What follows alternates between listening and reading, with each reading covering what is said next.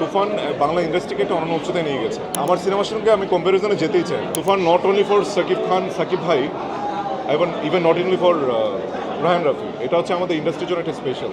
যারা সিনেমা প্রেমী না, তারাও এই রায়হান রাফি এবং সাকিব খান এই সিনেমাটা দেখছে। একজন অ্যাক্টর হিসেবে বা একজন ফিল্মের সংশ্লিষ্ট হিসেবে বা এর বাইরেও যদি চিন্তা করি, একটা সাধারণ দর্শক হিসেবে আমার তুফান দেখার আগ্রহ একদম সিনেমা রিলিজের আগে থেকেই ছিল। সো আজকে আমি চাচ্ছিলাম মনে হয় একটা প্রিমিয়ার শো হোক, তাহলে একটা উপলক্ষ খুঁজে পাবো যে সিনেমাটা একসঙ্গে দেখার। সো আজকে ভেরি এক্সাইটেড, কারণ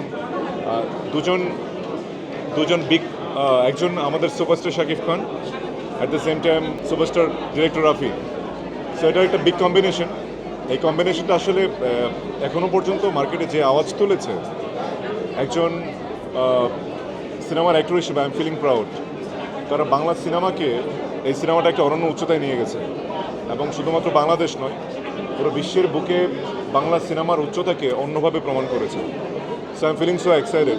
আর আমার সিনেমার সঙ্গে আমি কম্প্যারিজনে যেতেই চাই না, কারণ দেখুন, আমি তো বললামই যে তুফান বাংলা ইন্ডাস্ট্রিকে একটা অনন্য উচ্চতায় নিয়ে গেছে। ডেফিনেটলি আমার স্বীকার করতে হবে তুফানের মেকিং, তুফানের বাজেট, তুফানের কাস্টিং, আর ইন জেনারেল একটা নর্মাল ছবি তো সাকিব ভাই যখন থাকে, সেই ছবিটা যে বাস ক্রিয়েট করে, সেটা মানে আমার মনে হয় না যে নর্মালি অন্য কোনো সিনেমাতে এভাবে ক্রিয়েট করতে পারে। তুফান not only for Shakib Khan, Shakib ভাই, এবং even not only for Raihan Rafi. এটা হচ্ছে আমাদের ইন্ডাস্ট্রির জন্য একটা স্পেশাল ফিল্ম, যেটা অলরেডি আমাদের ইন্ডাস্ট্রিকে, আমি তো বললাম যে একটা অনন্য উচ্চতায় নিয়ে গেছে। এবং আমাদের বাংলাদেশি দর্শকরা, সিনেমা প্রেমীরা এই সিনেমাটা দেখার জন্য যতটা উদ্গ্রীব হয়েছে, এটা আসলে মানে আই ফিলিং সো প্রাউড। এবং শুধুমাত্র আর্টিস্ট কেন, পুরো বাঙালি সকল সিনেমা প্রেমী এবং যারা সিনেমা প্রেমী না, তারাও এই রায়হান রাফি এবং শাকিব খান এই সিনেমাটা দেখছে।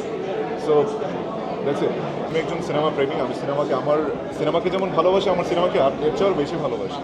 রিভেঞ্জের প্রতি আমার যথেষ্ট আন্তরিকতা ছিল, তবে কিছু কিছু বিষয় আসলে আমাকে অনেক হার্ট করেছে।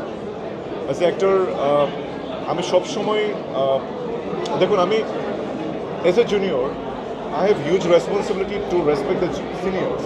আমি কখনোই কারণ আমি নেগেটিভ কথা বলা, কাউকে নিয়ে বাজে মন্তব্য করা, এটা আসলে আমার ব্লাডেই না, এটা আমি করতে পারি না কখনো। সো আমার কাছে মনে হয় যে কিছু কিছু বিষয় কেবাকার আমি সেটা মেনশন করতে চাই না, এগুলো সিনেমাটার জন্য অনেক নেগেটিভ হয়ে দাঁড়িয়েছে, এবং বলতে পারেন অনেকটা অভিমান থেকেই হয়তো বা পরবর্তীতে প্রমোশনে এটা না করাটা একটা রিজন হতে পারে।